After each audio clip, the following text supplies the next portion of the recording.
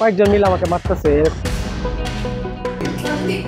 অনলাইনে টুলেট বিজ্ঞাপন দেখে সাবলেট বাসা দেখতে আসা শিক্ষার্থীকে এভাবেই করা হচ্ছে মারধর। এরপর তাকে জিম্মি করে মোবাইল, ল্যাপটপ এবং নগদ 25,000 টাকা নেয় নারী প্রতারক চক্র।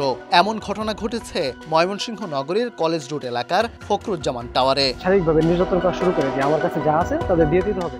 ভুক্তভোগী আনন্দমোহন কলেজ শিক্ষার্থী নাইমের অভিযোগের পর পুলিশ অভিযান চালিয়ে এই ঘটনায় 2 তরুণীকে আটক করেছে।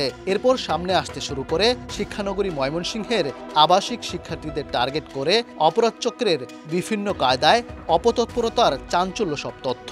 তারা হাজবেন্ড ওয়াইফ থাকে, একটু ব্যাচেলর সাবজেক্ট দিবে থাকবেন। আমি তাদের দেওয়া নাম্বারে যোগাযোগ করে আমি সাথে সাথে বেরোই, কারণ আমি তখন বেরোচ্ছিলাম। যখন টুলেট পোস্টটা দেখলাম তখন বেরোচ্ছিলাম, তো ভাবলাম যে গাগিনাপাড়ি যেহেতু যাচ্ছি বাসাটা দেখেই যাই।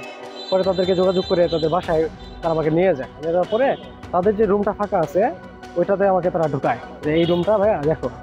তো আমি যখন রুমে ঢোকার সাথে সাথে পিছনের রুম থেকে আরও 4 জন ছেলে আর 4 জন মেয়ে তারা বের হয় এখান থেকে। তাদের হাতে ধারালো অস্ত্র ছিল, এমনকি আমাকে তখন থেকে তারা শারীরিকভাবে নির্যাতন করা শুরু করে যে আমার কাছে যা আছে তাদের দিয়ে দিতে হবে। গ্রেফতারকৃত হানি ট্র্যাপ চক্রের 2 সদস্য সাদিয়া জাহান মেঘলা ও ফারিয়া আক্তার পায়েলকে আদালতের মাধ্যমে কারাগারে পাঠিয়েছে পুলিশ।